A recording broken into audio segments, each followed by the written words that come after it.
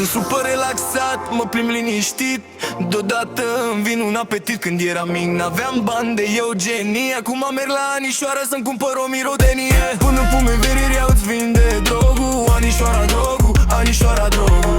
Îmi pune coxiznițele, zic vă rog nu. Anișoara drogul, Anișoara drogul. Drogul face like pe TikTok și zice să dați tap-tap. Vrea să mă drogheze, nu mai am cum să scap. În fiecare zi îmi iau de la Anișoara drogul. Nu vede care șnițelul, îi zic consult oftalmologul. Îmi carbonizează pizza și mă intoxichează. Are crash mare pe bărbații de la vază. Luca cumpără de la Anișoara mult zartos.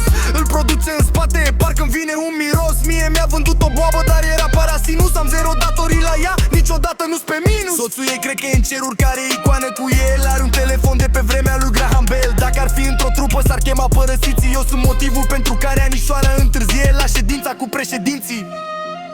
O pun să-mi încălzească șnițel că mi-e fomică, mi l-a carbonizat.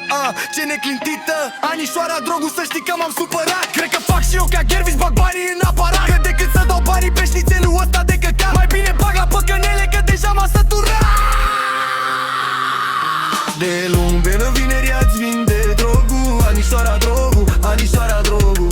Îmi pune coxinițele, zic vă rog nu. Anișoara drogul, Anișoara drogul. Drogul face like pe TikTok și zice să dați tap-tap. Vrea să mă drogheze, nu mai am cum să scap.